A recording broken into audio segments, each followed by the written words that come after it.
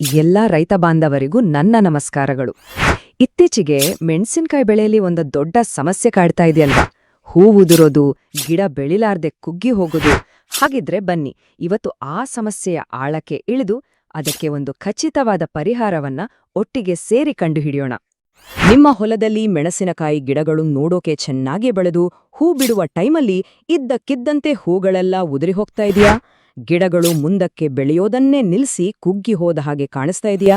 ಈ ಸಮಸ್ಯೆ ಇವತ್ತು ಎಷ್ಟೋ ರೈತರ ನಿದ್ದೆ ಕೇಳಿಸಿದೆ. ಒಂದು ವಿಷಯ ಹೇಳ್ತೀನಿ ಕೇಳಿ, ಈ ಸಮಸ್ಯೆಯನ್ನ ಎದುರಿಸ್ತಾ ಇರೋರು ನೀವೊಬ್ರೇ ಅಲ್ಲ.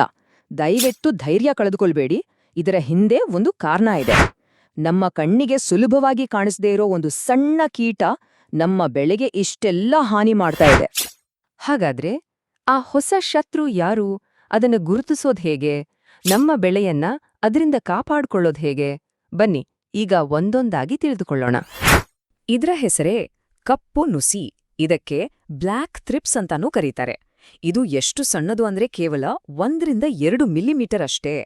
ಕಪ್ಪಗಿನ ಈ ಕೀಟ ಇದೆಯಲ್ಲ, ಇದು ಗಿಡದ ರಸವನ್ನ ಹೀರ್ಕೊಂಡು ಬದುಕುತ್ತೆ. ಇದು ಬರೀ ಮೆಣಸಿನಕಾಯಿಗೆ ಮಾತ್ರವಲ್ಲ, ಬೇರೆ ಬೇರೆ ಬೆಳೆಗಳಿಗೂ ದೊಡ್ಡ ತಲೆನೋವಾಗಿ ಪರಿಣಮಿಸಿದೆ.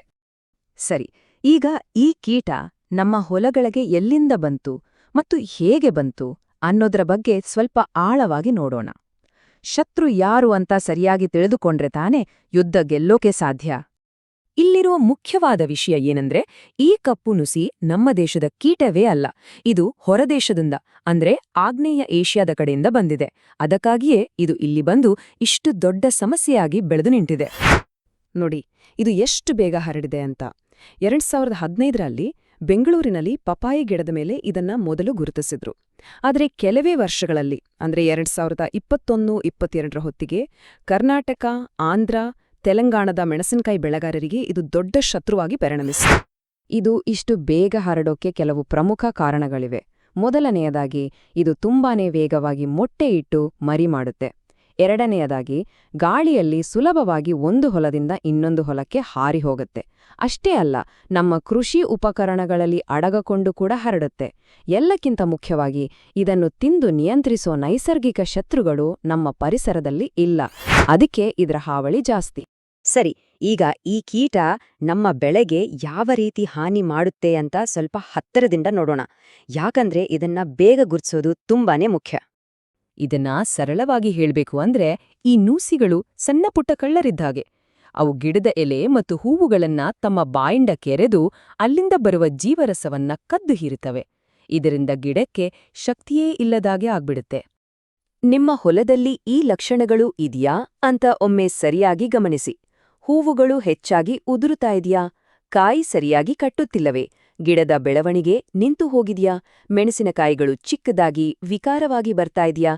ಎಲೆಗಳ ಮೇಲೆ ಬೆಳ್ಳಿಯ ಹಾಗೆ ಗೀರುಗಳು ಕಾಣಿಸ್ಕೊಂಡಿದೆಯಾ? ಇವೆಲ್ಲವೂ ಕಪ್ಪು ನುಸಿಯ ದಾಳಿಯ ಸ್ಪಷ್ಟ ಲಕ್ಷಣಗಳು. ಇದರ ಆರ್ಥಿಕ ಹೊಡೆತ ಎಷ್ಟು ಗಂಭೀರ ಅಂದ್ರೆ, ಇದರ ದಾಳಿ ತೀವ್ರವಾದರೆ 70-100ರಷ್ಟು ಇಳುವರಿ ನಷ್ಟವಾಗಬಹುದು.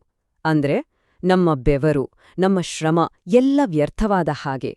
ಯೋಚ್ನೆ ಮಾಡಿ, ಪರಿಸ್ಥಿತಿ ಎಷ್ಟರ ಮಟ್ಟಿಗೆ ಕೆಟ್ಟದಾಗಿದೆ ಅಂದ್ರೆ, ಕೆಲವು ರೈತರು ತಮ್ಮ ಸಂಪೂರ್ಣ ಮೆಣಸಿನಕಾಯಿ ಬೆಳೆಯನ್ನು ಮಧ್ಯದಲ್ಲೇ ಕಿತ್ತು ಹಾಕುವಂತಹ ನೋವಿನ ನಿರ್ಧಾರಕ್ಕೆ ಬಂದಿದ್ದಾರೆ. ಇದು ಒಬ್ಬ ರೈತನ ಜೀವನೋಪಾಯಕ್ಕೆ ಬೀಳುವ ದೊಡ್ಡ ಹೊಡೆತ ಅಲ್ವಾ? ಆದ್ರೆ ಇಷ್ಟೆಲ್ಲ ಕೇಳಿ ಧೈರ್ಯ ಕಳೆದುಕೊಳ್ಳಬೇಕಾಗಿಲ್ಲ. ಸಮಸ್ಯೆಯ ಬಗ್ಗೆ ಮಾತನಾಡಿದ್ದು ಆಯ್ತು. ಈಗ ಪರಿಹಾರದ ಕಡೆಗೆ ಗಮನ ಹರಿಸೋಣ. ನಮ್ಮ ಬೆಳೆಯನ್ನು ರಕ್ಷಿಸಲು ನಾವು ಒಂದು ಸ್ಪಷ್ಟವಾದ ಕ್ರಿಯಾಯೋಜನೆಯನ್ನು ರೂಪಿಸಿಕೊಳ್ಳಬಹುದು. ಮೊದಲನೇ ಮತ್ತು ಅತಿ ಮುಖ್ಯವಾದ ಹೆಜ್ಜೆ ಅಂದ್ರೆ, ಈ ಕೀಟದ ಸಂಖ್ಯೆ ಹೆಚ್ಚಾಗೋಕೆ ಮುಂಚೆನೆ ಅದನ್ನ ಪತ್ತೆ ಹಚ್ಚೋದು. ಇದಕ್ಕಾಗಿ ಹೊಲದಲ್ಲಿ ನೀಲಿ ಬಣ್ಣದ ಅಂಟು ಬಲೆಗಳನ್ನ ಹಾಕಿ ಮತ್ತು ಆಗಾಗ ಗಿಡದ ಹೂವುಗಳು ಮತ್ತೆ ಎಳೆಯ ಚಿಗುರುಗಳನ್ನ ಪರಿಶೀಲಿಸ್ತಾ ಇರಬೇಕು. ಎರಡನೆಯದಾಗಿ, ಕೆಲವು ಸರಳ ಕೃಷಿ ಪದ್ಧತಿಗಳನ್ನ ಅಳವಡಿಸಿಕೊಳ್ಳಬಹುದು. ನಮ್ಮ ಹೊಲವನ್ನ ಸ್ವಚ್ಛವಾಗಿಟ್ಕೊಂಡು ಕಳೆ ಮತ್ತೆ ಹಳೆ ಗಿಡದ ಭಾಗಗಳನ್ನ ತೆಗೆದುಹಾಕಬೇಕು. ಒಂದೇ ಸಮನೆ ಬೆಳೆ ನಾಟಿ ಮಾಡೋದನ್ನ ತಪ್ಪಿಸ್ಬೇಕು. ಹಾಗೆಯೇ ನಮ್ಮ ಬೆಳೆಗೆ ಸಹಾಯ ಮಾಡೋ ಮಿತ್ರ ಕೀಟಗಳನ್ನ ಆಕರ್ಷಿಸಲು ಬೇರೆ ಗಿಡಗಳನ್ನ ಬೆಳೆಸೋದು ಕೂಡ ಒಂದು ಉತ್ತಮ ಉಪಾಯ. ಅತ್ಯಂತ ಪರಿಣಾಮಕಾರಿ ಮತ್ತು ದೀರ್ಘಕಾಲೀನ ಪರಿಹಾರ ಅಂದ್ರೆ ಸಮಗ್ರ ಕೀಟ ನಿರ್ವಹಣೆ ಅಥವಾ IPM ಪದ್ಧತಿಯನ್ನ ಅಳವಡಿಸಿಕೊಳ್ಳೋದು. IPM ಅಂದ್ರೆ ಒಂದೇ ವಿಧಾನಕ್ಕೆ ಅಂಟಿಕೊಳ್ಳದೆ ಹಲವು ವಿಧಾನಗಳನ್ನು ಒಟ್ಟಾಗಿ ಬಳಸೋದು. ಇದು ಒಂದೇ ಅಸ್ತ್ರದಿಂದ ಹೋರಾಡಿದ ಹಾಗಲ್ಲ, ಬದಲಾಗಿ ಹಲವು ಅಸ್ತ್ರಗಳನ್ನ ಒಟ್ಟಿಗೆ ಬಳಸುವ ಯುದ್ಧತಂತ್ರದ ಹಾಗೆ. ಇದರಲ್ಲಿ ಬೀಜೋಪಚಾರ, ಬಲೆಬೆಲೆಯಾಗಿ ಚೆಂಡು ಹೂವನ್ನ ನೆಡೋದು, ಅಂಟುಬಲೆಗಳ ಬಳಕೆ, ಬೇವಿನ ಎಣ್ಣೆಯಂತಹ ಜೈವಿಕ ಸಿಂಪಡಣೆಗಳು ಮತ್ತು ಅನಿವಾರ್ಯವಾದಾಗ ಮಾತ್ರ ಶಿಫಾರಸು ಮಾಡಿದ ರಾಸಾಯನಿಕಗಳನ್ನ ಬಳಸೋದು ಸೇರಿದೆ. ಈಗ ಎಲ್ಲರ ಮನಸ್ಸಿನಲ್ಲೂ ಒಂದು ಪ್ರಶ್ನೆ ಬಂದೇ ಬರುತ್ತೆ. ನೇರವಾಗಿ ರಾಸಾಯನಿಕ ಕೀಟನಾಶಕ ಹೊಡೆದ್ಬಿಟ್ರೆ ಆಗ್ವಲ್ವಾ ಅಂತ. ಖಂಡಿತ ಬಳಸ್ಬೋದು, ಆದರೆ ಬಹಳ ಎಚ್ಚರಿಕೆಯಿಂದ. ಯಾಕಂದ್ರೆ ನಾವು ಕೀಟನಾಶಕಗಳನ್ನ ಮನಸ್ಸೋ ಇಚ್ಛೆ ಬಳಸಿದರೆ ನಮ್ಮ ಬೆಳೆಗೆ ಸಹಾಯ ಮಾಡೋ ಮಿತ್ರ ಕೀಟಗಳೂ ಸತ್ತು ಹೋಗ್ತವೆ. ಅಷ್ಟೇ ಅಲ್ಲ, ಈ ನುಸಿಗಳು ರಾಸಾಯನಿಕಗಳಿಗೆ ನಿರೋಧಕ ಶಕ್ತಿಯನ್ನ ಬೆಳೆಸ್ಕೊಂಡು ಇನ್ನಷ್ಟು ಜಟ್ಟಿಗಳಾಗಿ ಬಿಡ್ತವೆ. ಆಮೇಲೆ ಅವುಗಳನ್ನ ನಿಯಂತ್ರಿಸೋದು ಇನ್ನೂ ಕಷ್ಟವಾಗತ್ತೆ. ಆದ್ದರಿಂದ ಯಾವುದೇ ರಾಸಾಯನಿಕವನ್ನ ಬಳಸೋಕೆ ಮೊದಲು ನಿಮ್ಮ ಹತ್ತಿರದ ಕೃಷಿ ಅಧಿಕಾರಿ ಅಥವಾ ತಜ್ಞರ ಸಲಹೆಯನ್ನ ಪಡೆಯೋದು ತುಂಬಾನೇ ಮುಖ್ಯ. ಅವರ ಮಾರ್ಗದರ್ಶನದಂತೆ ಮುಂದುವರಿಯೋದೇ ಜಾಣತನ. ಹಾಗಾದರೆ ನಾವು ಇವತ್ತು ತಿಳಿದುಕೊಳ್ಳಬೇಕಾದ ಮುಖ್ಯ ಅಂಶಗಳು ಏನು ಅಂದ್ರೆ, ಕಪ್ಪು ನುಸಿ ಒಂದು ಗಂಭೀರ ಸಮಸ್ಯೆ. ಇದನ್ನ ಆದಷ್ಟು ಬೇಗ ಗುರುತಿಸುವುದೇ ಯಶಸ್ಸಿನ ಮೊದಲ ಹೆಜ್ಜೆ. ಕೇವಲ ರಾಸಾಯನಿಕಗಳನ್ನ ನಂಬಿಕೊಳ್ಳುವ ಬದಲು ಸಮಗ್ರ ಕೀಟ ನಿರ್ವಹಣಾ ಪದ್ಧತಿಯನ್ನ ಅಳವಡಿಸಿಕೊಳ್ಳುವುದು ಉತ್ತಮ. ನೆನಪಿಡಿ, ಈ ಸಮಸ್ಯೆಯ ವಿರುದ್ಧ ಹೋರಾಡಿ ನಮ್ಮ ಬೆಳೆಯನ್ನ ಉಳಿಸಿಕೊಳ್ಳುವ ಶಕ್ತಿ ನಮ್ಮಲ್ಲೇ ಇದೆ. ಈಗ ನೀವೇ ಯೋಚನೆ ಮಾಡಿ, ಈ ಮಾಹಿತಿಯನ್ನು ಬಳಸಿಕೊಂಡು ನಿಮ್ಮ ಹೊಲದಲ್ಲಿ ನೀವು ತೆಗೆದುಕೊಳ್ಳಬಹುದಾದ ಮೊದಲ ಹೆಜ್ಜೆ ಯಾವುದು? ಈ ಮಾಹಿತಿ ನಿಮಗೆ ಸಹಾಯಕವಾಗಿದ್ದರೆ ನಿಮ್ಮ ರೈತ ಸ್ನೇಹಿತರೊಂದಿಗೆ ಹಂಚಿಕೊಳ್ಳಿ, ಸಬ್ಸ್ಕ್ರೈಬ್ ಮಾಡಿ, ಲೈಕ್ ಕೊಡಿ ಮತ್ತು ಈ ತರಹದ ಇನ್ನಷ್ಟು ಉಪಯುಕ್ತ ಕೃಷಿ ಮಾಹಿತಿಯನ್ನು ತರಲು ನಮ್ಮನ್ನು ಪ್ರೋತ್ಸಾಹಿಸಲು ಕಾಮೆಂಟ್ ಮಾಡಿ.